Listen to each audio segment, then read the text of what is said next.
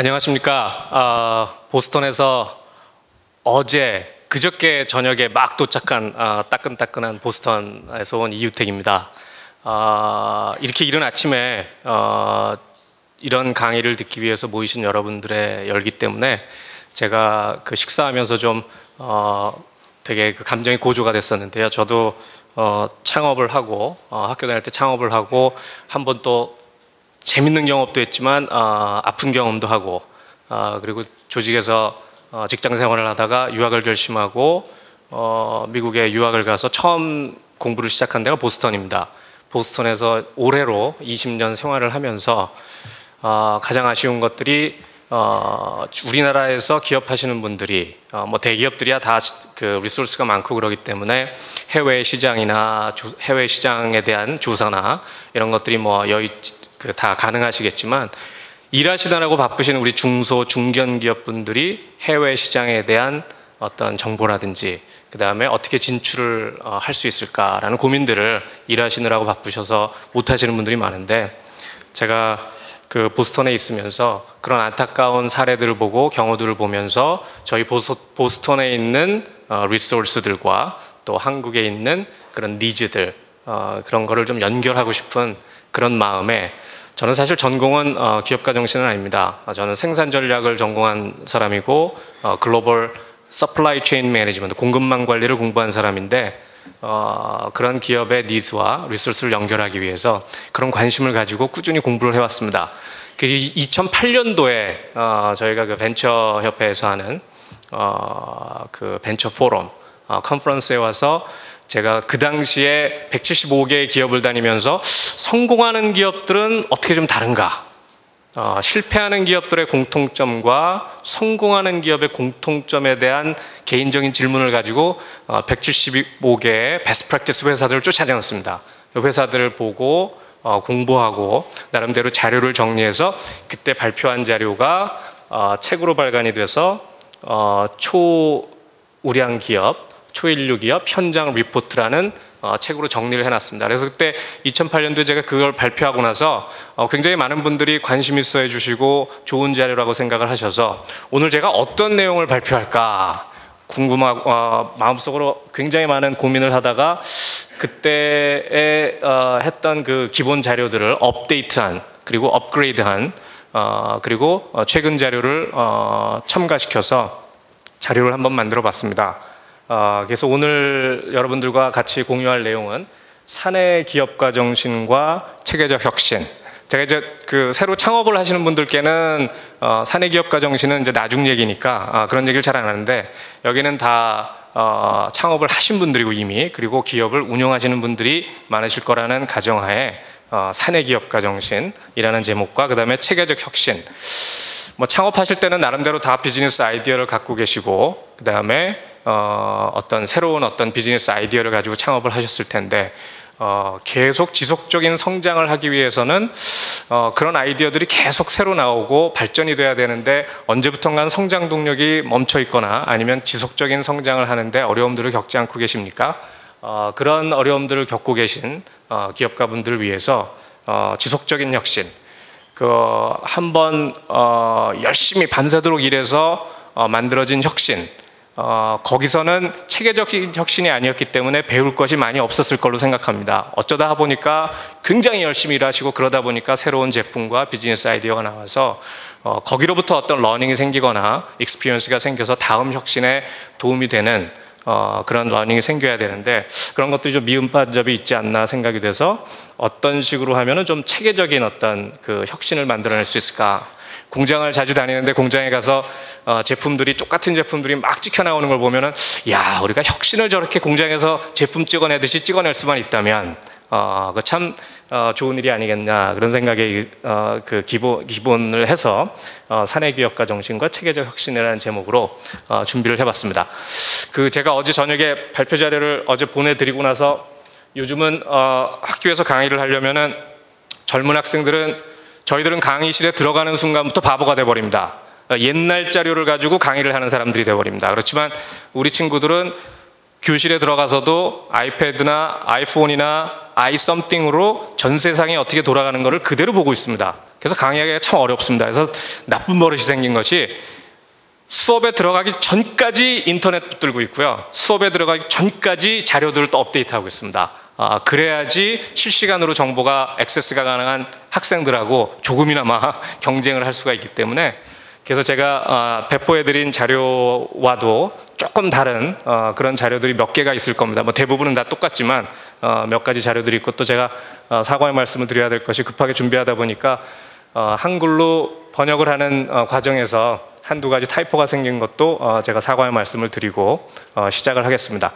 순서는 경쟁 환경, 이거 뭐 다 아시는 거겠지만 경쟁 환경이 어떤지, 그 다음에 기업가 정신과 혁신에 관해서, 그 다음에 시스템 기반의 경쟁은 무엇인가, 그 다음에 팩트 기반의 체계적인 혁신 시스템에 대한 간단한 설명을 드리고 결론을 내리도록 하겠습니다. 뭐 자료가 배포됐기 때문에 여러분들 다음 장을 넘기시거나 밑에 보시면 답이 다 나와 있어서 질문을 드리는 것이 뭐 별 의미가 없겠지만 그래도 시작을 해보겠습니다. 그 94년에 Fortune 500 그 뭐 멀티내셔널 컴퍼니들이죠. 정말 Fortune 500 하면 어마어마한 기업들 아니겠습니까? 그 기업들의 평균 profit 이익률을 계산해서 94년도에 상위 10% 기업과 하위 10% 기업을 만들어 봤습니다. 그룹을 지어 봤습니다. 과연 10년 후에 이 기업들이 어떻게 변했을까? 94년도에 상위 10%에 들어가 있던 기업들과 그 다음에 하위 10%에 있던 기업들이 10년 후에 어떻게 되었을까? 그런 질문으로 데이터를 분석해 봤습니다. 여러분들 어떻게 생각하십니까? 뭐 상위에 있는 기업이니까 지속적으로 성장을 계속했을 수도 있고요. 그 다음에 뭐 그 정도 어느 정도 유지를 해서 현상 유지를 했을 수도 있고, 그 다음에 뭐 여러 가지 환경 때문에 곤란을 겪을 수도 있겠죠. 하위 그룹에 대한 질문도 똑같습니다. 바닥에서 헤매던 기업들이 그 여기 바닥이라고 그러지만 그래도 Fortune 500의 그 바닥이니까 이건 뭐 바닥이 아닌 거죠. 국제적인 기업들이죠. 상대적으로 바닥인 거죠. 그 기업들은 10년 후에 어떻게 변했을까? 뭐 이 한 번의 데이터 분석을 가지고 너무 일반화시키기는 어렵지만 여러 가지 저희가 생각해 볼 문제들이 있을 것 같습니다. 그 중에서 저는 여러분들과 오늘 나누고 싶은 얘기는 여러 가지 러닝 중에서 상위 기업들이 그러니까 평균적으로 이렇게 하락이 됐고요. 하위 기업들이 이렇게 평균적으로 올라갔습니다. 물론 평균이기 때문에 그 중에는 상위 기업 중에 더 잘 나간 기업도 있고 현상 유지한 기업도 있고 하위 그룹에서도 더 못된 기업도 있고 뭐 그렇게 되겠죠. 저는 이 분석을 통해서 이것을 배운 것 같습니다. 지속적인 경쟁력을 확보하는 것이 얼마나 어려운 일인가. 그렇죠? 지속적 경쟁력. 뭐 한순간의 경쟁력이야 우리가 여러 가지 그 회계 트리트먼트를 통해서도 뭐 좋게 보이게 할 수도 있고 재고가 없게 보일 수도 있고 많이 팔리게 보이게도 할 수 있고 여러 가지 할 수 있지만 그것이 지속적으로 경쟁력을 갖기는 상당히 힘든 거 아니겠습니까? 그래서 지속적인 경쟁력이 얼마나 어려운가. 저희가 뭐 여러 산업에서 보더라도 자동차 산업에서 보더라도 뭐 시간이 지나면서 1등의 주자들이 많이 바뀌어 왔죠. 미래에는 우리나라의 기업인 H사가 또 1등 기업이 되기를 개인적으로 바라고 있지만 어떻게 될지 모르는 거죠. 꾸준히 노력을 해야 되는 거고, 음료 시장에서 코카콜라와 펩시의 경쟁은 뭐 여러분들 다 아시는 아주 오래된 전통적인 경쟁이고, 뭐 컴퓨터, 음악기기, 소니, 애플. 저가 중학교 때는 저희 아버님이 출장을 다녀오시면은 일본 다녀오시면 그 소니에서 나온 워크맨 허리에 딱 차면은 전 세상에 누구도 부럽지 않을 만한 소니 워크맨을 갖는 게 꿈이었는데 요즘 저희 아이들은 아이폰, 아이패드, 아이터치 다 아이로 무장을 했습니다.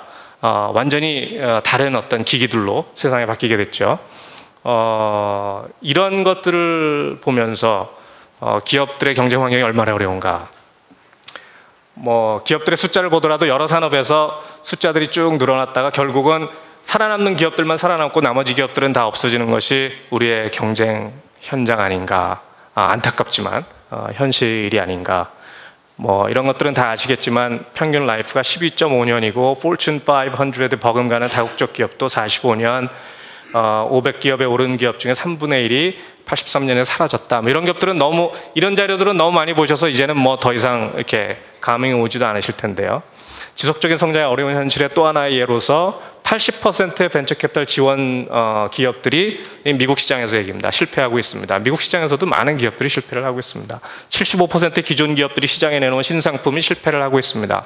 저희가 사서 쓰는 제품은 살아남은 25% 중에서도 그 중에서 선택되고 리테일 스토어에 올라간 기업 제품들이 팔리고 있는 셈이죠. 90%의 기업들이 연속적으로 몇 년간 평균 이상의 성장률을 달성하지 못하고 있는 것이 현실입니다.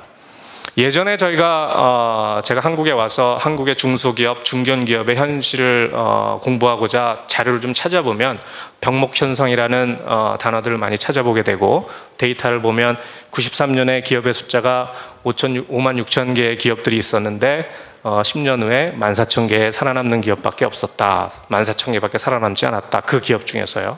5만 6천의 기업 중에서 300 이상의 요즘은 이제 중소기업법, 중견기업법이 또 바뀌어서 몇 명의 그 종업원으로 아니면 일하시는 분들로 숫자로 기업의 그 정의가 되는지 모르겠지만 300명 이상의 기업이 되는 기업으로 성장하는 기업이 5만 6천 개 중에서 75개밖에 안 됐다. 거기에 500명 이상의 기업으로 성장하는 기업은 뭐 더구나 많아. 그래서 낙타가 바늘구멍에 들어가는 것만큼 보다 더 어려운 어떤 그런 현장에 대해서 많이 어려움을 토로하시고, 지금 많이 바뀌었죠. 이제 규제도 많이 풀리고 또 정부의 노력과 또 우리 벤처기업 여러분들의 노력으로 굉장히 많이 환경이 바뀌었을 걸로 저는 생각을 합니다. 미국도 사실 마찬가지입니다. 그 저희가 흔히 뭐 지금은 뭐 구글이나 아이폰, 애플이나 여러 그 혁신적인 기업들이 많이 있지만 그 전통적인 혁신 기업으로 3M이나 인텔을 들 수가 있는데, 이런 회사들도 이긴 10년이 아니라 이제 5년 사이에도 14등 하던 기업이 50등으로 내려앉습니다. 11등 하던 기업이 25등으로 내려앉고요. 이건 등수는 이제 글로벌 공급망 그 순위를 가지고 매긴 등수고요. 뭐 이런 순위는 뭐 여러 가지 많습니다. 존경받는 기업 순위 보면 이건 더합니다. 1년 내에 1년 사이에 조그만 잘못 하나 해가지고 2010년도에 4등 하던 기업이 17년도에 2011년도에는 7등으로 떨어지고요. 그 뒤에 더 떨어졌습니다. 23등으로 떨어졌습니다. 2003년도에. 골드만삭스 같은 기업도 8등에서 25위 더 떨어졌고요. 2003년도에. 코스코라는 홀세일 스토어는 33위. 조금 회복을 했지만 뭐 스틸 28위 정도로밖에 회복을 못했습니다. 한 가지 재밌는 거는요, 이 데이터를 분석을 해보면 떨어지긴 1년 안에 떨어집니다. 1년 안에 떨어지는 거는 뭐 한 10몇 등, 20몇 등, 30몇 등까지 금방 드라마틱하게 떨어지는데, 올라오는 건 한 5년, 6년이 걸립니다. 그러니까 요즘은 제품의 경쟁력, 프로세스의 경쟁력, 사업의 경쟁력도 중요하지만 사회에서의 인식, 그 다음에 시장에서의 이미지, 그 다음에 어떤 사회적 공헌도도 시장에서 굉장히 중요한 역할을 하고 있다는 것도 한 가지 트렌드라고 볼 수가 있습니다. 도대체 왜 이렇게 어려움을 경험을 하게 되는 걸까요? 이제 제가 가진 개인적인 질문이기도 하고, 또 공부하는 사람으로서 가진 질문이기도 하고, 또 사업을 하시는 분들이 공통적으로 가진 질문이기도 합니다. 근데 실패하는 기업과 어려움을 겪는 기업을 다녀보면은 원인이 너무 다양합니다. 굉장히 많이 다양합니다. 그래서 제 대답이 잘 모르겠습니다. 도대체 왜 그렇게 어려움을 겪는지 솔직하게 말씀을 드리면, 그렇지만 공통적인 점을 찾아보면요, 실패하는 원인은 여러 가지가 있는데요, 성공하는, 잘 되고 있는, 지속적으로 혁신하고 지속적인 경쟁력을 유지하는 기업들의 공통점을 찾아보면은 뭐가 좀 있습니다. 그래서 오늘은 이제 공통점에 관한 얘기들을 좀 더 해볼까 합니다. 과거에는 이런 기업들이 많이 있었습니다. 뭐 한 분기 프로핏 내면은 우리가 그래도 기업 잘하고 있다, 올해 잘 되고 있다. 근데 어떻게 가다가 다음 분기 잘 못 되면은 이거 큰일 났다, 우리 문제가 생겼다. 이거 오일 프라이스가 올라가서 그렇다. 이 사람들이 지갑을 열지 않는다. 파이낸셜 크라이시스가 왔다. 원자재 가격이 높아졌다. 여러 가지 이제 외부 환경에 대한 탓을 합니다.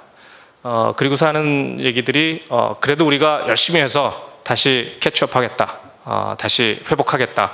그래서 다음 분기에 회복을 하거나 내년 분기에 회복을 하면 그렇지, 우리가 할 수 있지. 이런 식의 경영을 하는 기업들이 많이 있었을 때는 이런 기업들이 성공을 했습니다. 이게 점차적으로 점진적인 뭐 개선이라고 그럴까요? 일본의 도요타 방식에서 얘기를 하자면 카이젠이라고 그럴까요? Continuous Improvement. 점차적인. 그렇지만 지속적으로 하기 때문에 이게 계속 쌓여지면 굉장히 그 중요한, 나중에는 굉장히 큰 어떤 그 혁신의 결과를 가져오는데요. 요즘의 경쟁 환경은 좀 이런 것 같습니다. 뭔가 좀 다른 것 같아서 제가 보니까 기업들을 다녀보면은 이런 기업들이 있습니다. 이 목표를 설정하는데요. 이건 도저히 상식으로는 납득이 안 가는 목표를 설정합니다. 50% cost reduction. 원가 절감을 50% 하겠답니다. 생산 라인에서 원가 절감을 50% 하겠다 그러고요. 그리고 인벤토리를 70% 줄이겠다. 뭐 이런 얘기를 합니다. 이거는 제가 생산 전략 공부했지만 이건 굉장히 뭐 산술적으로는 굉장히 그 수학적으로는 어려운, 만들어내기 어려운. 그런데 그런 기업들이 있습니다. 생깁니다. 그런 기업들의 다른 점은 뭐냐면 점진적인 개선이라고 그럴까요? 그런 건 그냥 뭐 데일리 뭐 매일 하는 활동입니다. 그건 뭐 당연히 해야 되는 거고요. 누가 시켜서 하는 것도 아니고 그건 당연히 하는 거고요. 이제는 이런 혁신, 점프하는 혁신, 큰 혁신들을 자주 만들어내죠. 그리고 지속적으로 만들어냅니다. 그렇다면은 문제들이 질문이 그런 혁신을 어떻게 만들어낼 것인가? 그렇다면은 기업가 정신과 혁신의 관계는 어떤 것들이 있는가? 그래서 그 연결 관계를 좀 고리를 잡아보려고 제가 연구를 좀 했습니다. 기업가 정신의 정의는 여러분들 뭐 너무 많은 그 발표나 자료를 통해서 많이 보셨기 때문에 제가 특별히 다시 되짚진 않겠습니다만 슌페더가 얘기하는 기업가 정신의 정의 중에서 한 가지 재미있는 것은 뉴 프로덕트뿐만 아니고 뉴 비즈니스 모델, 제품을 생산하는 것뿐만, 제품의 혁신뿐만 아니고 비즈니스 모델에 대한 혁신도, 새로운 어떤 비즈니스 모델을 제시하는 것도 어떤 그런 혁신의 일부이다. 기업가 정신의 일부이다. 그리고 하버드 대학의 기업가 정신 연구로서는 유명한 하버드 스티븐슨 교수께서는 리소스가 있던 없던 어떤 새로운 어퍼튜니티를 쫓아가는 그런 분들이 기업가가 아닌가. 저희들이 학교에 있다 보니까 학생들이 이제 많이 찾아와서 어려움을 토론합니다. 교수님 잡잡기가 어렵습니다. 성적을 제가 제대로 못 만들어서 어렵습니다. 기업들이 잡을 오퍼하지 않습니다. 많은 어려움들을 토로하는데 사실은 진정 기업가 정신을 가진 친구들이라면 리소스가 있던 없던, 그리고 환경이 얼마나 열악하던 거기서 어떤 새로운 가치를 창출해내고 돌파구를 찾는 것이 기업가 정신의 어떤 근본 정신이 아닐까, 그런 생각을 해보고요. 한 가지 또 재미있는 정의 중에서는 기업가 정신은 단순히 새로운 창업을 위한 정신이 기업가 정신뿐만 아니고 사회의 모든 부분, 그리고 사회 사업을 하거나 정치적인 어떤 리더들, 이런 분들까지도 안트로프레너십의 그 정신으로 어떤 새로운 어떤 가치를 창출할 수 있는 것이 아닌가. 그래서 제가 뱁슨에 있을 때 재밌는 프로그램이 제독이 되려면, 해군 제독, 미국의 해군 제독이 되려면 안트로프레너십 기업가 정신 수업을 들어야지 해군 제독이 될 수 있습니다. 그 정도로 안트로프레너십 교육이 단순히 새로운 어떤 업을 창업하는, 업을 만들어내는 그런 일에서뿐만 아니고 새로운 가치를 창출하고 사회를 변화시켜내는 그런 일에도 기업가 정신이 공헌을 하고 있다, 그렇게 볼 수가 있습니다. 그래서 뭐 저도 공부하는 사람이니까 이제 기업가 정신의 정의를 하나 정도는 갖고 있어야지 뭐 기업가 정신 공부한 사람이라고 생각이 될 것 같아서 저 나름대로도 기업가 정신의 데피니션은 굉장히 많이 변화해 왔지만 세 가지로 축약을 할 수 있는 것이 새로운 opportunity, 기회를 지속적으로 찾는 분들, 그리고 새로운 방법으로, 기존에 하던 방법이 아닌 새로운 방법으로 그리고 새로운 가치를 만들어내는, 그래서 지속적으로 기회를 찾고 새로운 방법으로 새로운 가치를 만들어내신 분들이 기업가 정신을 갖고 계신 분들이 아닌가. 근데 저는 그것만으로도 모자라다고 생각합니다. 많은 젊은이들이 많은 분들이 기업하시는 분들이 기업가 정신을 갖고 있긴 한데, 한 가지 아쉬운 부분은 실제로 실행에 옮기는 데에서 많은 어려움을 겪고 계십니다. 굉장히 많은 좋은 아이디어들과 그 다음에 아이디어들을 갖고 계신데, 제품에 대한 아이디어를 갖고 계신데, 그것을 어떻게 엑스큐션하고 그것을 어떻게 상품화 만들고 상품화로 연결시키고 새로운 시장에서의 가치를 창출할 수 있는 그런 행동으로 옮기느냐. 근데 그게 행동이라는 게 무턱대고 그냥 시장에 나가서 물건을 팔려고 하면은 그게 팔려지는 게 아니지 않습니까? 어떤 프로세스가 있고 시스템이 있을 텐데 그것에 대한 이해가 선행돼야지 진정한 성공하는 안트프로니어로서 시장에서 성공할 수 있지 않을까, 그런 생각을 하고요. 그래서 다양한 분야 이거야 여러 가지 그 설명이 있을 수 있겠지만, 단순히 창업을 하는 것뿐만 아니고 기업 내에 새로운 가치를 만들어내는 제품, 프로세스, 밸류 체인, 비즈니스 여러 가지 분야에서 새로운 가치를 만들어내는 것도 어떤 혁신의 일부분이다라고 말씀드릴 수가 있겠고요. 그리고 요즘 글로벌을 빼고서 얘기할 수는 없겠죠. 글로벌 안트프로니어십, 그 다음에 여성들의 안트프로니어십, 퍼블릭 폴리시 안트프로니어십, 그리고 요즘은 은퇴하시고 이제 생명 우리가 살 수 있는 에이지가 연장되면서 많은 분들이 건강하실 때 은퇴를 하시지 않습니까? 계속적으로 경제활동을 하실 수 있는 어떤 실버 안트프로니어십 분야까지도 새로운 어떤 개척 분야가 있지 않을까. 말씀드렸듯이 저는 생산 전략 공부하는 사람이라서 안트프로니어십을 처음에는 뭔지 몰랐습니다. 그래서 공부를 해봐야 되겠다. 처음 시작한 것이 이거였습니다. 안트프로니어십 연구 논문을 다 찾아봤습니다. 인터넷에서 다 찾아가지고요.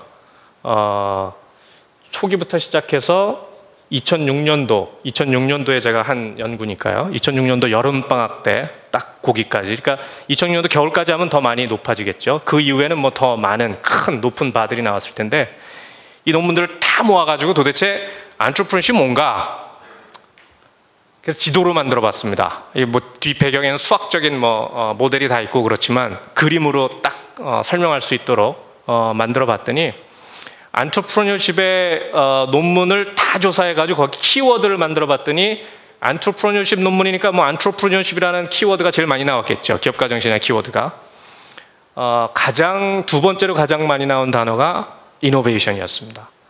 그래서 기업가 정신과 이노베이션은 뗄 수 없는 그런 관계에 있는 것이 아닌가. 그래서 혁신이라는 그런 무엇인가. 여러분 다 아시다시피 혁신은 점진적인 개선이 아니고 이렇게 단절된 어떤 그런 큰 어떤 변화를 혁신이라고 얘기를 하는데, 저희가 혁신에 대해서 갖고 있는 조금 여러 가지 좀 미흡한 생각들이 있는 것 같습니다. 그래서 혁신을 다시 한번 짚어보고 넘어가도록 하겠습니다. 혁신은 날러지를 새로운 어떤 제품으로 만들어내는 것도 혁신이지만, 새로운 서비스나 새로운 프로세스나 새로운 전략이나 새로운 비즈니스 모델을 만들어내시는 것도 혁신의 일부분이라고 할 수가 있겠습니다.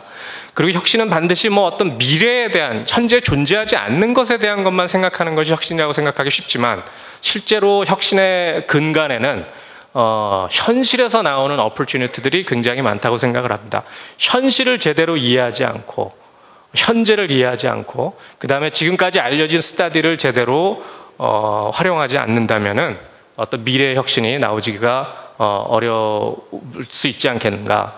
물론 요즘 흔히들 얘기하는 상자 밖에서 생각해라, 틀을 고정관념에서 빼고 고정관념을 깨고 틀을 밖에서 생각해라 라는 말이 굉장히 마음에 와닿는 말로 이야기가 되긴 하지만, 어떨 때 혁신은 저는 상자 속으로 들어가서 막 조이고 스퀴즈하고 거기에 몰두하고 그랬을 때 어느 한순간 팍 터지는 그런 혁신들도 반드시 있다고 생각합니다.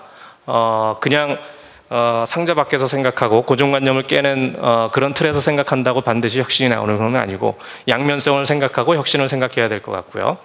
그리고 새로운 프로세스와 새로운 방법도 모든 혁신의 방법이다. 그러다 보니까 혁신의 분야는 뭐 다양합니다, 여러분들. 비즈니스 모델, 매니지먼트 이노베이션, 인더스트리 아키텍트, 뭐 프로덕트 서비스 당연하고요. 오퍼레이션스 이노베이션. 제품을 어떻게 만들어내느냐, 서비스를 어떻게 창출해내느냐, 여러 분야에서 혁신을 가질 수가 있겠죠. 최첨단 기업들도 있지만 저희가 일상생활에서 접할 수 있는 혁신의 기업들이 뭐 제품의 혁신 같은 경우에 이런 제품들이 있을 수가 있겠고요. 스타벅스 혁신의 사례로 저희가 많이 가르치고 있습니다. 서비스 혁신이죠.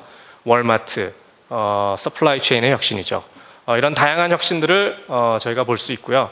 한 가지 재밌는 것은 혁신의 상대성을 또 이해하는 것도 중요하다고 생각합니다. 혁신들이 저희가 이게 우리 상품이 미국에서 팔려야 세계 시장에서 팔릴 수 있다라는 생각을 하시는 분들도 많이 있으실 것 같아요. 사실이고 맞는 얘기이기도 합니다. 그렇지만 또 절반의 인구가 미국이 아닌 시장에서 더 많은 인구가 살아가고 있습니다. 그렇다면 그 시장은 어떤 시장일까? 어떤 시장에서는 이것을 혁신으로 받아들이는 시장도 있습니다. 그래서 거꾸로 이런 시장에서 혁신을 이루어서 거꾸로 선진 시장으로 나가는 사례도 굉장히 많지 않습니까? GE의 메디컬 이퀴프먼트 분야만 해도 GE에서 만들어내는 그 비싼 MRI 기계나 엑스레이 기계들을 제3세계에 가서 팔려고 보니까 비싸기도 하고 장비가 복잡해서 사용도 가능하지 못하고, 그 다음에 제3세계 병원의 그 환경이라는 것이 미국의 병원 환경과는 천지 차이가 아니겠습니까? 그 등치가 큰 기계들을, 비싼 장비들을 사용하기도 어려운 장비들을 사서 쓸 제품 그 시장이 없습니다. 그게 이제 보통 멀티내셔널 회사들이 그 하는 어떤 제3세계 시장 진입 방법인데, 거꾸로 제3세계 시장에서부터 시작을 해서 다시 제품을 개발한 것이 핸드헬드 엑스레이 기계라든지 MRI 기계라든지 초음파 기계라든지, 그래서 거꾸로 제3세계에서 디벨롭을 해서 제품 개발을 해서 미국 시장으로, 선진 시장으로 거꾸로 시장을 개척한 사례이기도 하죠. 저희가 그것을 리버스 이노베이션이라고 합니다. 그래서 반드시 선진 시장에 대한 그 어떤 환상만 가지실 것이 아니라 제3세계의 시장도 어떤 혁신의 대상이 될 수 있는, 혁신적인 제품의 대상이 될 수 있는 시장으로 생각을 해보시면 좋을 것 같고, 예술에서도 뭐 혁신의 분야가 많지만 간단히 하기 위해서 우리 존경하는 박영석 의원님 지금 콜롬비아 남미 방문차 다녀오셨는데, 저도 콜롬비아를 다녀갔더니 콜롬비아에 유명한 화가가 있다고 그래서 그림을 봤더니 이상하게 그림을 그리더라고요. 이 모나리자가 저거 항상 이렇게 예쁜 미소를만 보이는 그런 그림이었었는데, 그분의 그림은 그분의 작가 이름이 페르난도 보테로라는 굉장히 유명한 작가인데, 모나리자를 이런 식으로 표현했습니다. 발레리나를 저희가 보통 알기로는 이렇게 날씬하고 아주 예쁜 모습의 공주 같은 발레리나 모습만 저희가 상상을 하는데, 이런 발레리나를 그려서 시장에서 아주 굉장히 큰 호응을 받고 팬들을 구축하고 있는 그런 걸 볼 수가 있었습니다. 그래서 혁신의 다양성, 분야의 다양성, 그 다음에 기회의 다양성을 한번 보시는 게 좋을 것 같고요. 그러다 보니까 이런 생각이 들었습니다. 기업은 자꾸만 커지고 비대해지는데 우리의 그 효율성과 효과성은 어떻게 돼가고 있는가? 이 자료는 아마 없으실 겁니다. 제가 이 자료는 지금 최근에 논문을 끝낸 자료고요. 최근에 데이터를 분석했는데 자료 준비할 때는 미처 삽입하지 못했다가 제가 어제 삽입한 자료인데요.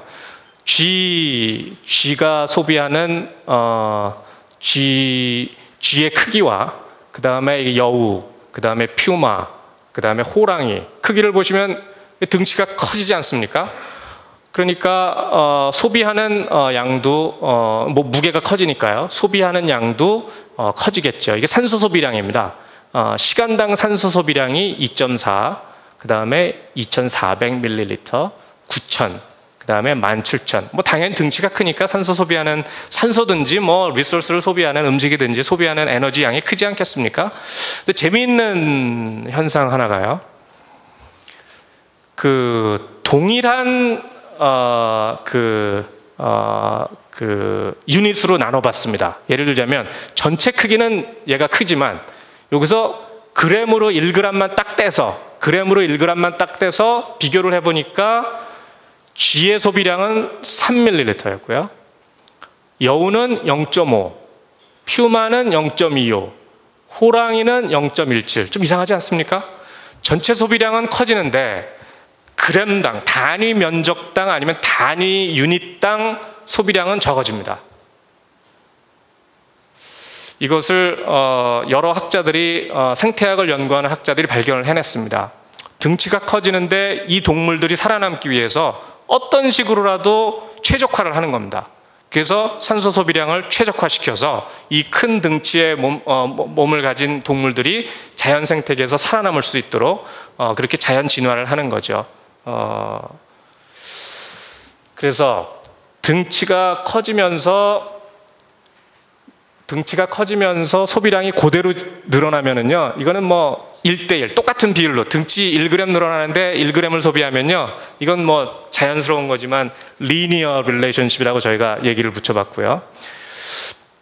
등치가 커지면서 뭐 생산량이든지 소비량이든지 줄어들면은 이게 서브 리니어고요. 이게 늘어나면은 이제 슈퍼 리니어, 뭐 이런 관계들을 생각해 봤습니다. 그렇다면 이제 기업을 연구하는 사람 입장에서 기업의 등치가 커지면 과연 소비하는 리소스의 양은 어떻게 될까? 그리고 기업에서 생산하는 부가가치의 양이나 생산하는, 창출하는 가치의 양은 어떻게 될까?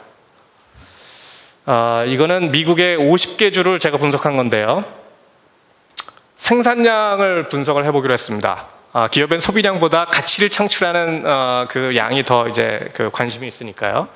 그러면 가치를 뭘로 뭐 매저를 할 거냐? 그래서 일단 가장 쉬운, 데이터를 구하기가 쉬운 게 이제 패턴트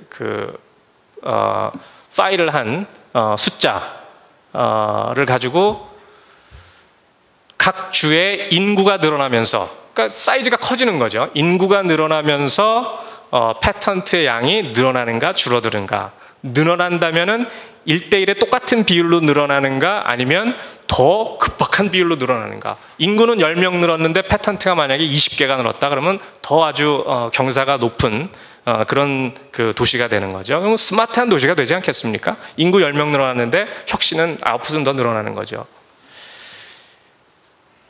전 50개 주의 펜터트 양을 조사해 보니까 평균으로는 이렇게 나왔습니다. 1.2라는 거는 리니어보다 조금 늘어나는 겁니다. 그러니까 일반적으로는 인구가 늘어나면서 혁신의 아웃풋이 조금 더 높은 그 경사로 늘어난다고 볼 수가 있겠고요.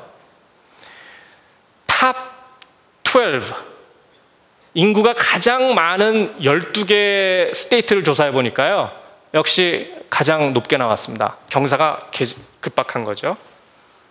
그리고 탑 25, 평균보다 훨씬 높게 나왔습니다. 그렇지만 탑 12보다는 낮죠.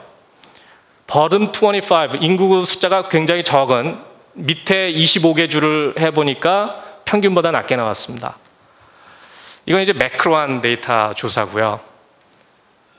뭐 서부, 동부, 뭐 중부, 사우스 해가지고 10년간의 8년간의 데이터를 조사해 보니까 재밌는 것이 북동부 쪽에서는 숫자가 줄었습니다. 그러니까 페이턴트가 줄어들었고요.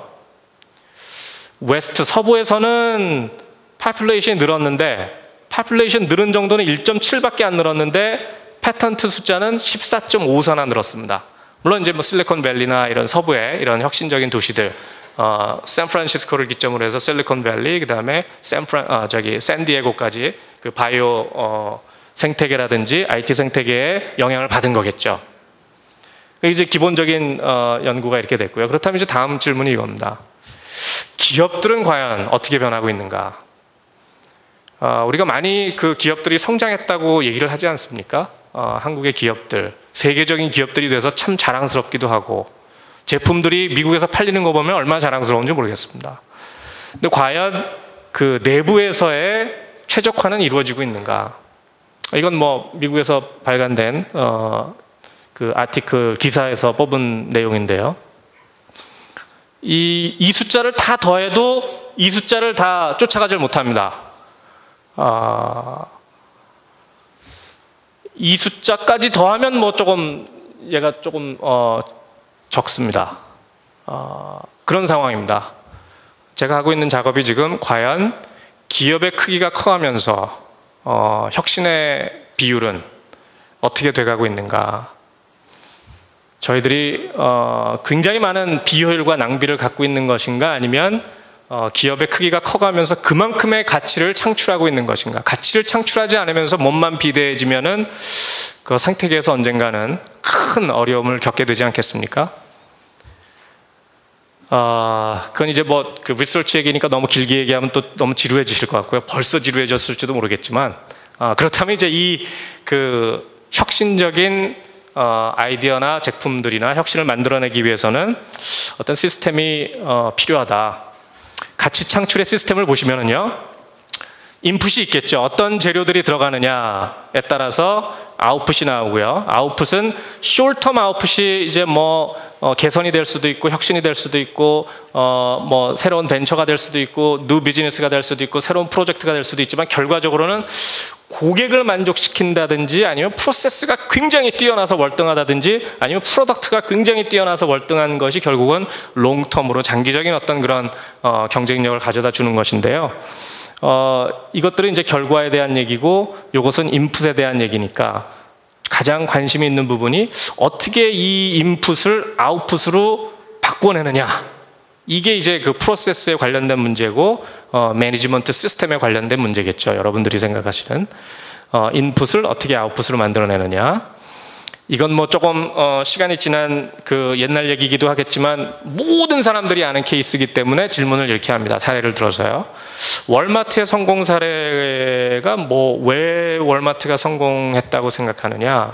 뭐 월마트가 여러 가지 그 이미지 관련된 어려운 얘기들도 있고 겪고 했지만, 넘버 원, 전 세계의 리테일 넘버 원 기업 아니겠습니까? 월마트의 성공 사례가 뭐냐고 학생들한테 물어보면 규모의 경제, scale of economy, economy of scale.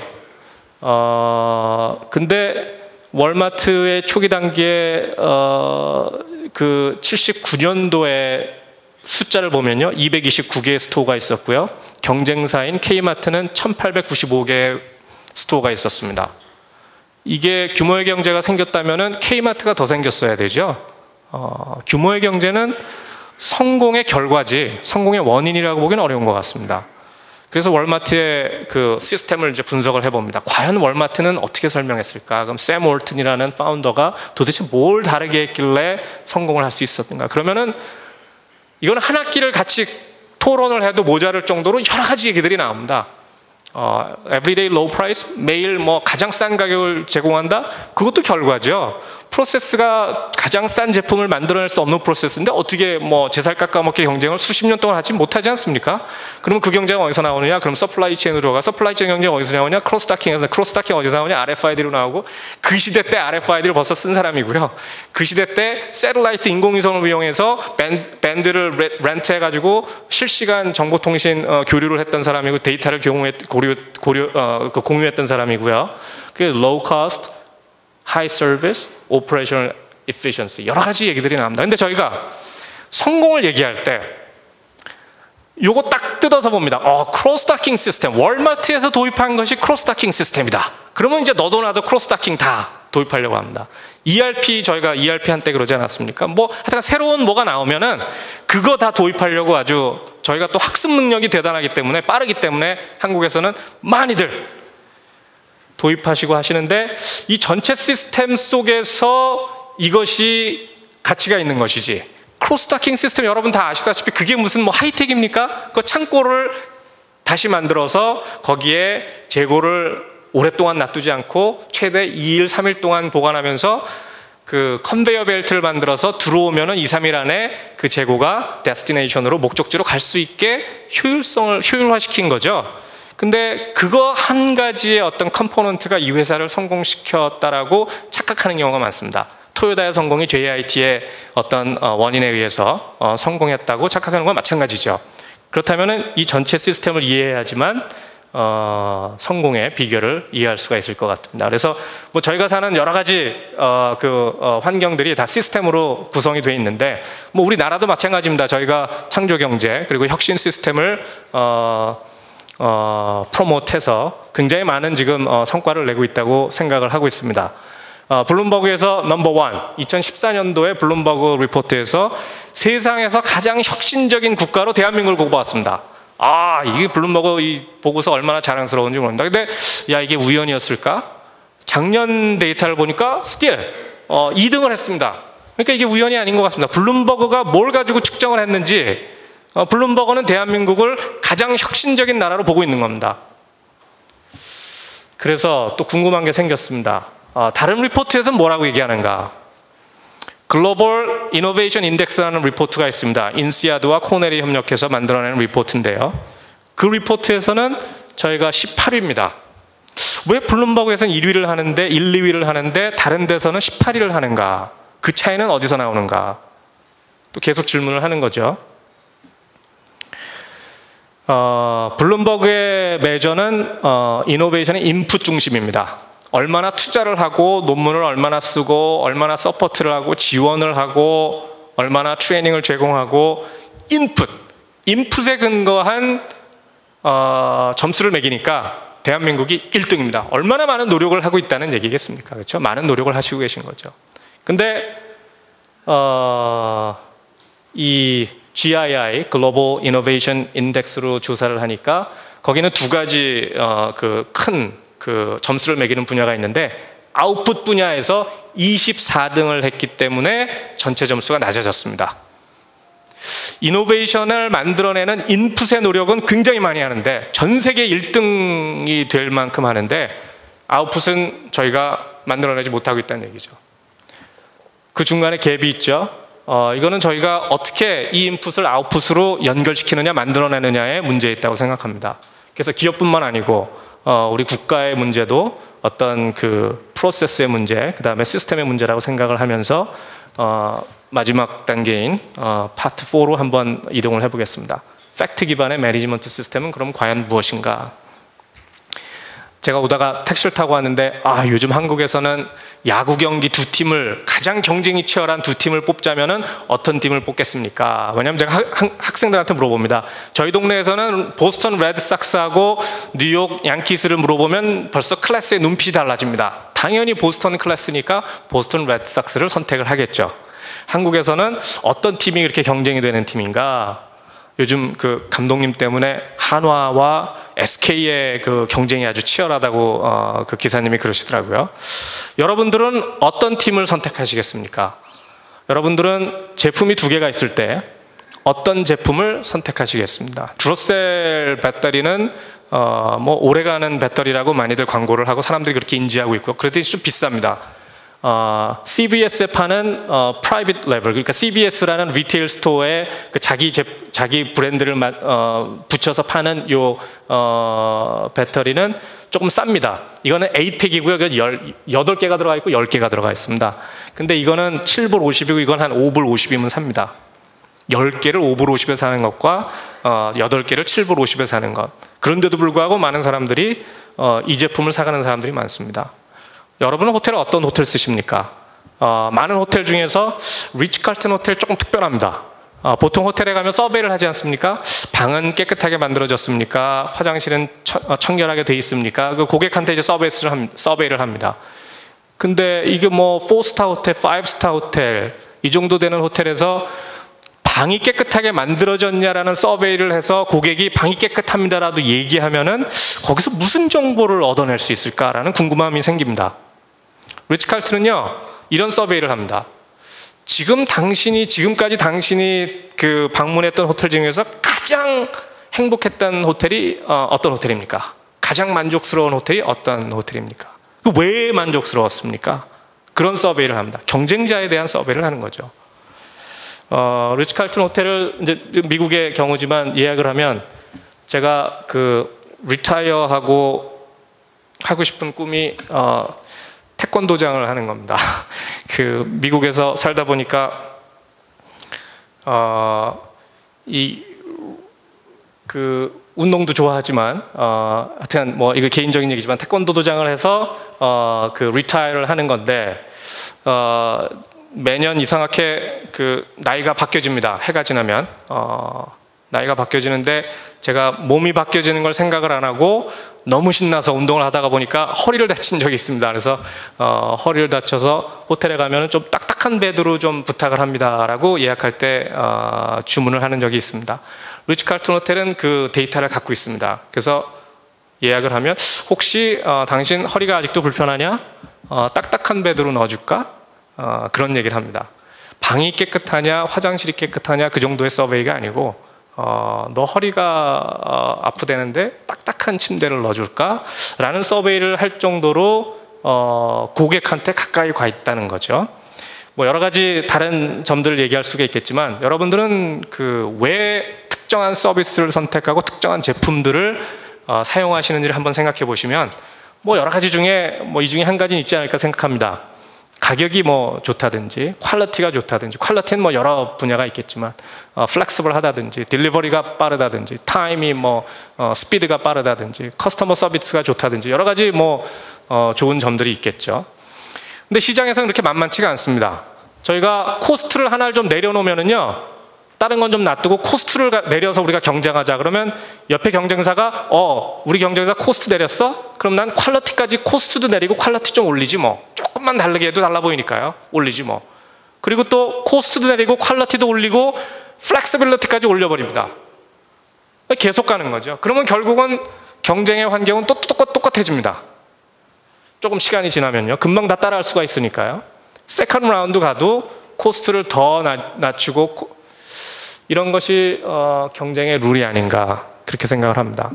그래서 이게 뭐 돈 많이 들여서 좋은 제품 만드는 거는 누구나 다 할 수 있는 거 아니겠습니까? 자동차 기술만 봐도 뭐 IT 기술 뭐 웬만한 기업들이 최고의 IT 기술은 최고의 기술자들이 다 갖고 있는 거 아니겠습니까? 어디서나. 그렇지만 그것을 시장에서 팔 수 있는, 상품화할 수 있는 그런 정도의 가격으로 낮추질 못하니까 그 제품들이 제품화되지 않는 거죠. BMW 돈 그렇게 비싸게 받으면 누구나 만들 수 있는 거 아니겠습니까? 그러면 이제 그 시장은 코스트는 높이고 퀄리티도 높인 그런 시장이 되는 거죠. 그런 시장에서 경쟁하겠다는 거죠. 뭐 이게 기아가 지금은 아니죠. 이제 옛날 얘기가 되겠지만 코스트도 낮추고 퀄리티도 좀 낮춰서 모든 사람들이 즐길 수 있는 그런 자동차로 만들겠다. 지금은 이제 코스트도 어포더블하고 살만하고 퀄리티가 많이 좋아져서 시장에서 각광을 받고 있습니다. 그렇지만 결국은 요 경쟁 라인에서 어디에 자기를 포지션할 거냐 이런 치열한 경쟁을 하고 있습니다. 대부분의 그 기업들이 중간 정도 이렇게 해가지고 여기서 중간 정도, 코스트도 중간, 퀄리티도 중간 여기서 경쟁하겠다. 뭐 이렇게들 많이 경쟁을 하고 있습니다. 뭐 이 경쟁은 그나마 좀 클리어한 경쟁이죠. 그렇지만 지속적인 경쟁력을 갖는 기업의 경쟁을 보면은요, 이게 트레이드 오프 관계에 있습니까? 이게 코스트를 낮추는데 퀄리티가 높아지기가 이게 어렵지 않습니까? 이건 누구나 다 억셉트 할 수 있는 어려움이죠. 그런데 지속적인 경쟁력을 갖는 기업은 그거를 합니다. 코스트를 낮추면서 퀄리티를 높이는 거. 그게 상반관계에 있는 두 개의 가치를 한꺼번에 하나를 높이면 하나가 낮아질 수밖에 없는 그 통상적인 그 가치를 두 개를 같이, 그래서 어떤 새로운 경쟁의 라인을 만들어 봅니다. 그러니까 여기서는 요로 갈까 요기로 갈까 뭐 요거를 지금 싸우고 있는데 이 경쟁자는 라인이 아주 다르기 때문에 경쟁의 뭐 플랫폼이 다르다 그럴까요? 경쟁의 운동장이 다르다 그럴까요? 저희들은 제품에 대한 이노베이션을 많이 얘기하고 있지만 사실은 밸류 체인에서의 이노베이션, 요즘 뭐 각광을 받고 있는 그 어페럴 회사의 자라라는 회사 여러분들 다 많이 들으셔서 아실 수 있겠지만 전형적인 그 서플라이 체인의 이노베이션, 그 다음에 커스터머, 이거 뭐 그림이 좀 우습긴 하지만 저기 위라는 제품이 여러분들 다 아시겠지만 뭐 원래 환자들을 활동하게 하기 위한 그런 제품이었는데 이제는 아이들의 게임 기구로 그 커스터머를 다시 디파인하는 그런 어떤 방법을 통해서 혁신의 기회를 찾았다. 뭐 이런 얘기들을 할 수가 있고요. 콜롬비아는 우리 저기 존경하는 박연성 의원께서 콜롬비아 다녀오셨다길래 제가 저도 콜롬비아를 최근에 다녀온 게 있어가지고 거기에 젊은이들한테 제가 강의를 무료로 같이 이제 지내면서 합니다. 가보니까 너무 안타까운 상황들이 많아서요. 자기네 나라에 오일이 나는데 오일을 추출을 못하고 정제를 못하니까 자기네 나라에서 난 오일을 굉장히 비싼 가격으로 사다 쓰는 거죠. 자기네 오일을. 외국 회사들이 들어와서 다 정제하고 뭐 정유사도 만들고 그래서. 커피 농장을 가보니까 커피 농장에서 일하는 밸류체인을 보니까 이렇게 돼 있습니다. 뭐 다 돼 있는데 요거를 좀 분류를 해보니까요. 8시간, 9시간, 10시간 커피 농장 떼앞 곁에서 땀 흘리면서 일하는 사람들이 벌어들이는 창출하는 가치가 20%입니다. 전체 가치에. 그리고 뭐 트레이딩을 한다든지 수출을 한다든지 서류 작업을 하고 뭐 좀 홀세일을 하고 이런 분들이 가져가는 가치가 한 30% 됩니다. 그리고 리테일에서 로스팅 컴퍼니가 기계를 만들거나 그 뭐 스타벅스나 이런 회사들이 가져가는 게 40%입니다. 이거를 우리 젊은이들한테 보여주면서 오케이, 그 뭐 어머니 세대나 할머니 할아버지 세대는 이렇게 해서 유지를 해왔다. 여러분들도 똑같이 여기서 경쟁할 것인가? 라는 질문을 합니다. 여기서 경쟁을 해봐야 되지 않겠느냐? 최소한. 아니면 이런 경쟁을 해야 되지 않겠느냐? 그러면 이 젊은이들이 외부 환경 탓을 많이 합니다. 뭐가 어떻고 뭐가 어떻고 뭐가 모자라고 뭐가 안 되고 뭐 학교를 못 갔고 학교를 못 간 이유는 우리 아버지가 엄마랑 결혼을 했는데 그냥 다른 여자랑 도망갔고 뭐 아주 사연들이 굉장히 많습니다. 논문에서도 얘기하지만 14%의 실패가 외부의 환경 때문에 일어난 일이고요. 87%가 내부의 어떤 문제 때문에 일어난 일들이라고 합니다. 그 내부에 어떤 매니지먼트 시스템을 가져야 될까요? 과거의 방법은 이렇습니다. 나를 따르라. 내가 창업자고 내가 여기서 한 20년 해봤는데 내가 산전수전 다 겪어봤다. 오일 크라이시스도 겪어봤고 뭐 우리 파이낸셜 크라이시스도 겪어봤고 다 해봤으니까 내가 다 경험해왔으니까 나를 따르라. 이제 저희가 뭐 gut feeling, 뭐 내 그 어떤 느낌에 의해서 하는 경영이라고 볼 수가 있습니다. 또 한 가지 조금 더 선진적이라고 하면 이제 파이낸셜 퍼포먼스, 우리 어떤 금융 퍼포먼스를 가지고 뭐 수익률이 얼마나 됐느냐, ROA가 얼마나 됐느냐, ROI가 얼마나 됐느냐, 뭐 이런 파이낸스 퍼포먼스를 가지고 따집니다. 근데 이거 저희가 경험하지 않았습니까? 파이낸셜 퍼포먼스라는 게 이거 얼마나 잘못된 정보를 만들어주기가 쉬운 어떤 그런 그 퍼포먼스 아니겠습니까? 이런 정보가 안 중요하다는 게 아니고요. 물론 기업에서 파이낸셜 퍼포먼스에 대한 관리를 하고 잘 운영을 해야 되겠죠. 그렇지만 이거에만 근거해서 기업을 운영한다는 것이 얼마나 바보스러운가를 저희는 2007년도에 경험하지 않았습니까? Continuous improvement, 아까 말씀드렸지만 점진적 향상을 통해서 이제 더 이상 어렵고요. 그래서 이제 공통적인 기업을 찾아보니까 이런 그림을 한번 그려봤습니다. 뭐 이런 그림은 이게 마이클 포터의 무슨 5force 모델도 아니고 여러분들이 뭐 이렇게 외우셔야 되고 뭐 이렇게 가져가셔야 될 그런 모델은 아닙니다. 제가 그냥 정리한 모델입니다. 저는 아직 그렇게 유명한 교수가 아니라서 이 모델을 어디다 이렇게 뭐 강요하거나 강제하지 않습니다. 그렇지만 여러분들이 이해하시는 성공하는 기업의 모델을 나름대로 갖고 계실 거라고 생각합니다. 한번 간단하게 짚어보겠습니다. 비전 앤 스트래티지. 이건 뭐 비즈니스 스쿨 오면은 당연히 아주 짚어가야 될 첫 번째 스텝이기도 한데요. 재밌는 게 기업을 다녀보면은요, 회장님이나 사장님한테 물어보면은 운영하시는 기업의 비전이나 스트래티지가 어떤 것이 있습니까? 그러면 아주 명확하게 대답을 하십니다. 왜냐하면 큰 기업들은 이런 것들을 컨설팅 회사에 의뢰해서 아주 멋있는 어떤 그 비전 스테이트먼트도 만들고 미션 스테이트도 만들지 않습니까? 중간 관리자들한테 물어보면은 그거 뭐 옛날에 내가 교육받을 때 알았는데 가물가물합니다. 그 브로셔 찾아보면 있습니다. 저쪽 그 팩토리 공장에 가보면은 우리 일하시는 분들은 거의 잘 모릅니다. 그런 비전은 브로셔에 나와 있는 비전은 살아있는 비전이 아니지 않습니까? 여러분 조직에서는 여러분 조직원들과 여러분이 가진 비전이 공유가 되어 있습니까?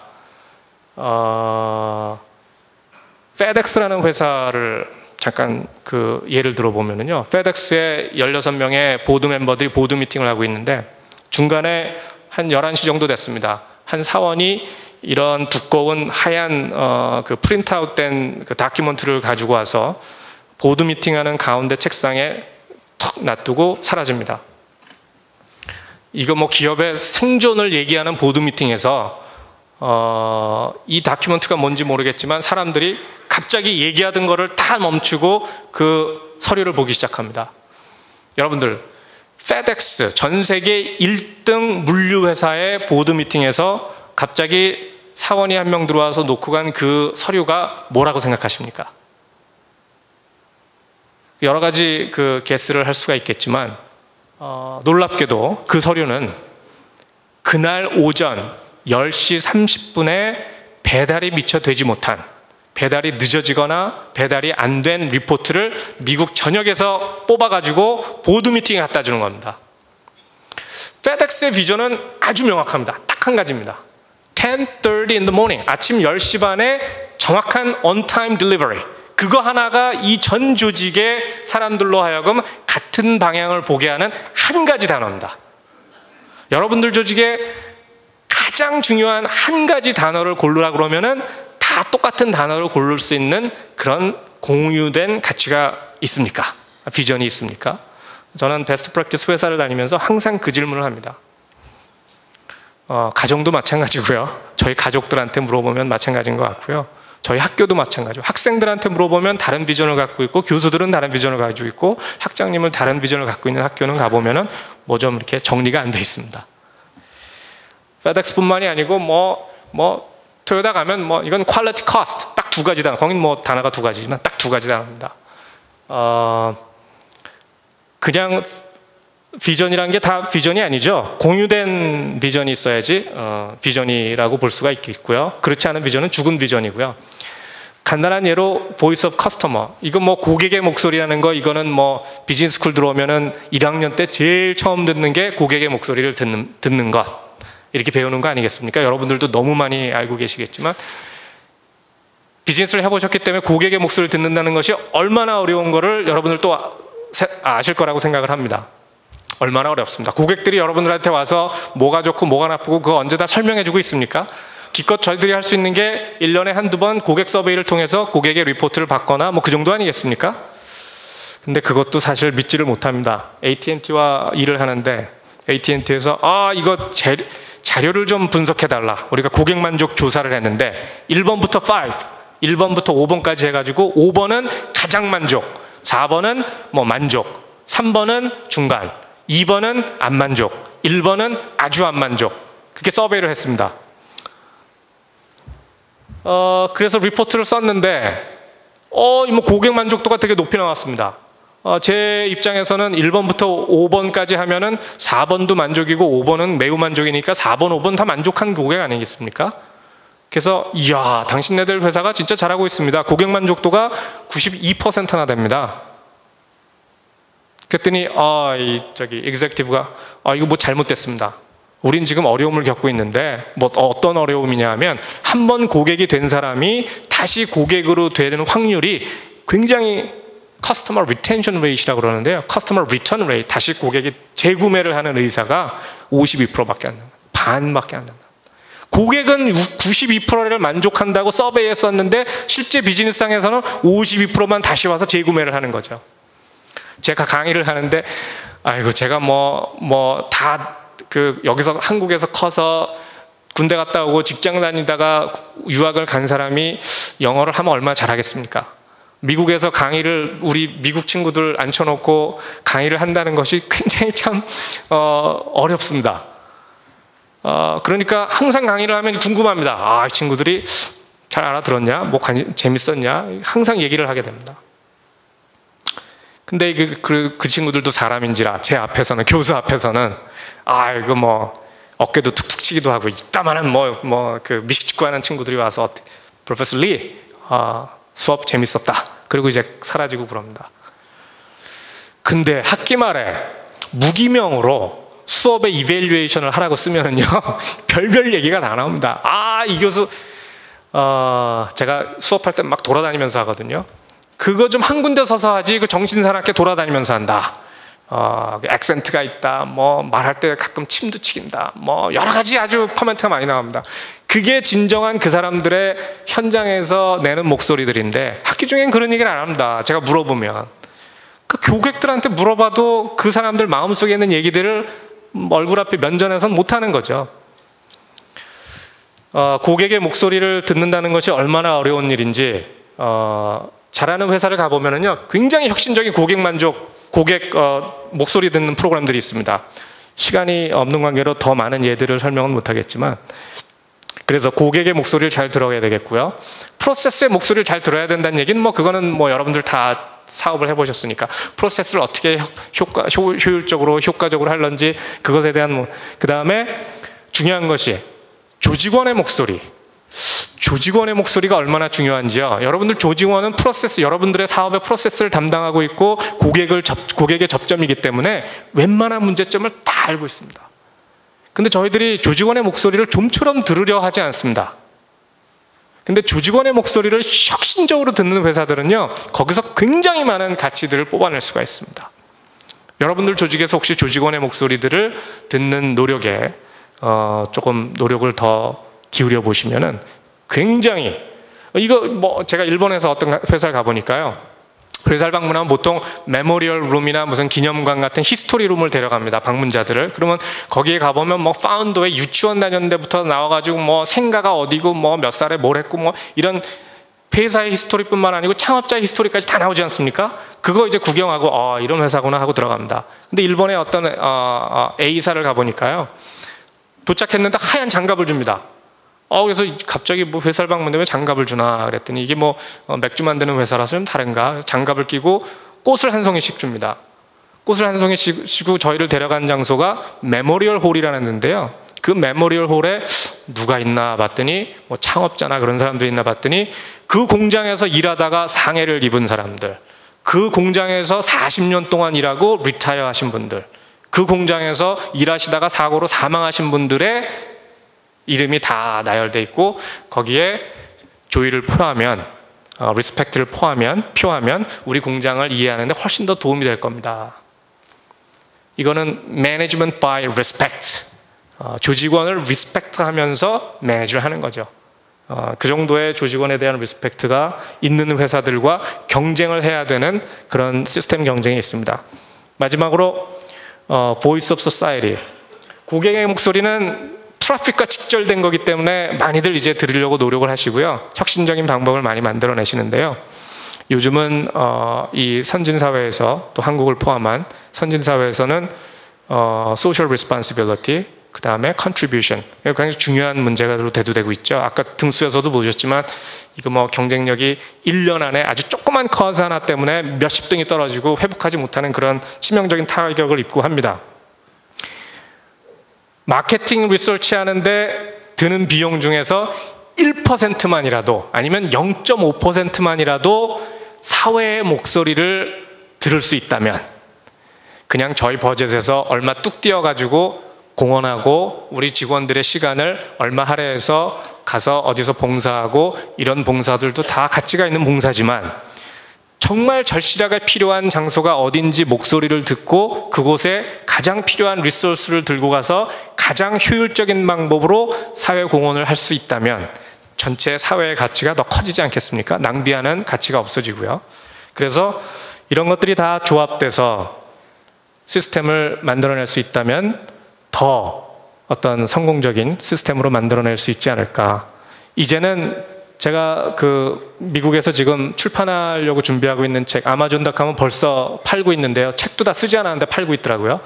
하고 있는 내용 하나가 조직 내에서의 공헌뿐만 아니고 조직 내에서의 소셜 리스폰시빌리티, 아니면 리스폰시빌리티는 당연히 그건 기업인으로서 해야 되는 거고요, 우리가 기업이 같이 하고 있는 서플라이 체인 파트너들, 거기까지 신경 쓸 수 있는 기업들, 제품의 경쟁력으로 세계 1등이 돼서 리드를 못하는 경우는 있지만, 경우가 생길 수도 있겠지만요, 정말 존경받는 기업이 될 수 있다면 제품이 1등이 아니래도, 아니면 이 긴 서플라이 체인의 멀티내셔널 컴퍼니가 바이어인 경우에 그 바이어들의 횡포 때문에 얼마나 많이 고생들을 하십니까? 근데 정말 정직하고 리스폰시블한 기업이 된다면은 서플라이 체인의 리더십도 그렇게 큰 기업에게만 뺏기는 것이 아니고 정말 존경받는 기업이 가져갈 수도 있는 세상이 오지 않을까. 저는 반드시 온다고 생각합니다.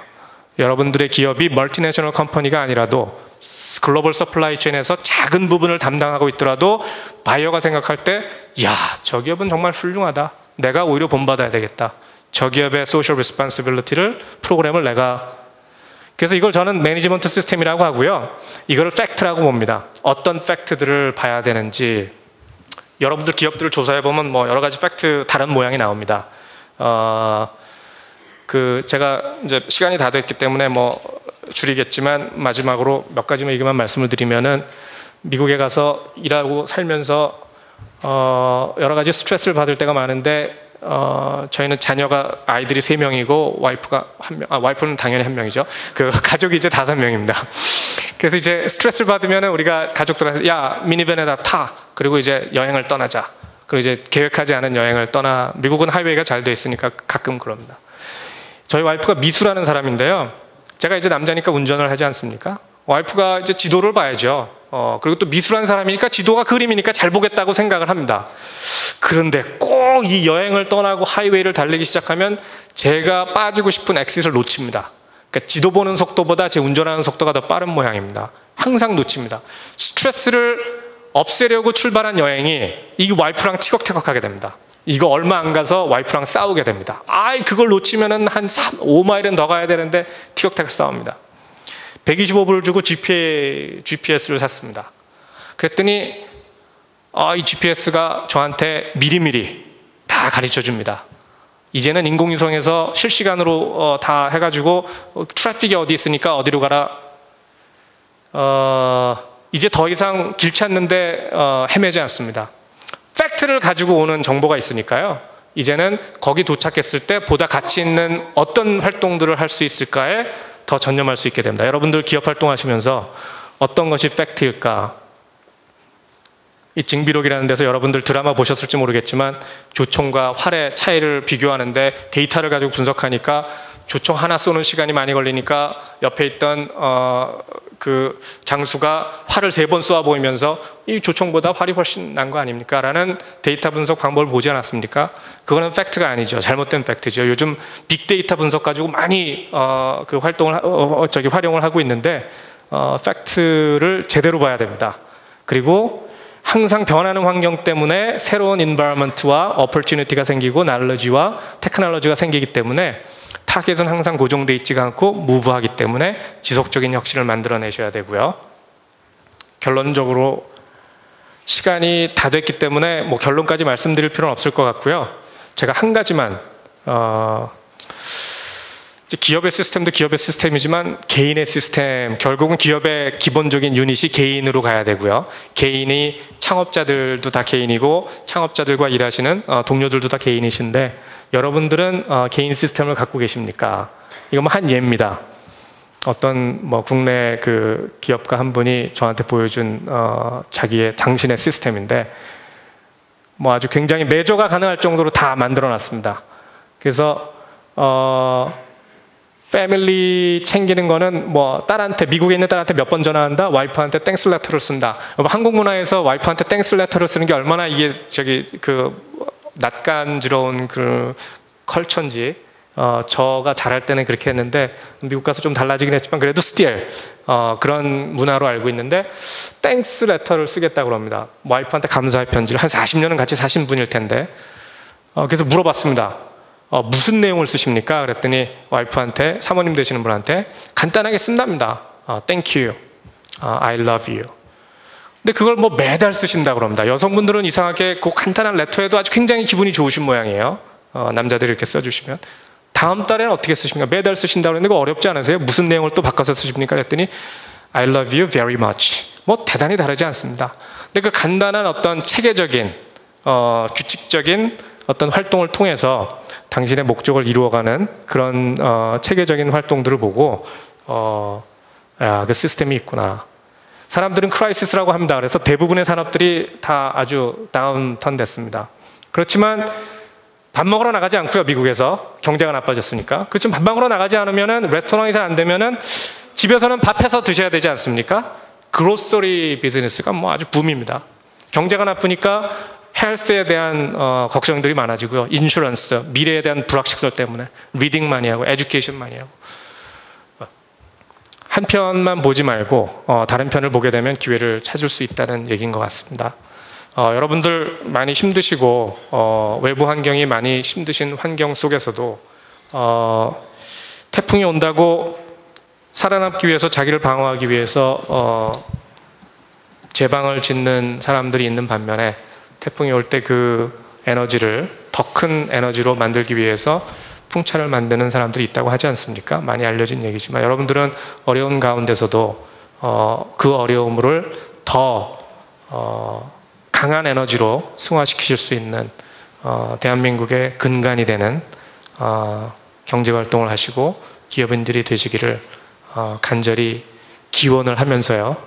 제가 시작을 할 때 인사를 제대로 했어야 되는데 제가 익숙하지가 않아가지고 제대로 못했습니다. 오늘 저는 이렇게 큰 그 행사인지 모르고 그냥 수락을 하고 어렵게 바쁘게 준비를 해서 왔는데 이렇게 와보니까 정말 많으신 분들이 큰 에너지를 갖고 오셨는데 제가 이 시간을 가치가 있는 시간으로 만들려고 노력했는데 어떻게 됐는지 모르겠습니다. 오늘 묘판 저를 초청해 주신 박영선 의원님께 감사를 드리고 또 회장님들 또 각종 단체 제가 다 기억하지 못하는 각종 단체장님들께 귀한 시간을 허락해 주셔서 너무 감사하고 또 이 자리에 모이신 여러 벤처 기업인들 정말 힘내시고 성공하시는 기업인들이 되시기를 간절히 기원하겠습니다. 감사합니다. 네, 고맙습니다.